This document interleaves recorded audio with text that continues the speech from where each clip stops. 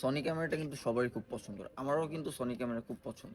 আমার হাতে আছে সনি A7 III এন্ড এটাতে রিসেন্টলি একটা সমস্যা হইছে। আমি এই সমস্যা নিয়ে কয়েকদিন ধরে খুব প্যারা খাইতেছি। তো অনেক ঘাটাঘাটি করার পর আমি একটা সমাধান বের করতে পারছি। এখন সমস্যাটা কি? সেই সমস্যাটা কিন্তু অনেকেরই হইতাছে। যারা জানো না যে সমস্যাটা কিসের জন্য হইতাছে, তাদের জন্য আজকের এই ভিডিও। তো আমার হাতে আছে সনি A7 III। এটার ভিতরে সমস্যা হইতাছে কি? সেটিং ডিফল্ট হয়ে যাইতাছে। যখন আমি একটা সেটিং করতেছি, করার পর ব্যাটারিটা চেঞ্জ করতেছি, অটো সেটিংটা রিসেট নিয়ে নিতেছে। তো এটার সমাধান কি? তো অনেকে ভাইবা থাকতে পারো যে এটা সমস্যাটা কিসের জন্য হয়। আমার মেমোরিতে সমস্যা থাকার জন্য বা আমার ব্যাটারিতে সমস্যা থাকার জন্য না, এগুলোর জন্য হয় না। সনির হইতাছে একটা পর্যাপ্ত বয়স হয়ে গেলে এই সমস্যাটা দেওয়া শুরু করে। সমস্যাটা তোমরা কিভাবে বুঝবে যে হইতাছে? যখন তোমরা ক্যামেরাটা অন করবা, দেখবা যে তোমাদের আইএসও শাটার হোয়াইট ব্যালেন্স কিরকম ছিল।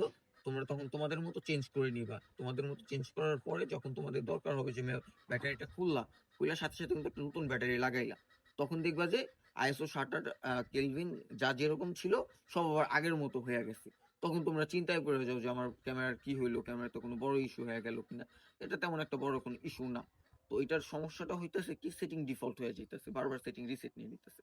এটার একটা কুইক সমাধান হইতেছে, তুমি যে তোমার ক্যামেরাটা অফ করো, অফ করার পরে তোমরা যে ব্যাটারিটা কিন্তু সাথে সাথে এভাবে খুলে ফেলো, এভাবে না।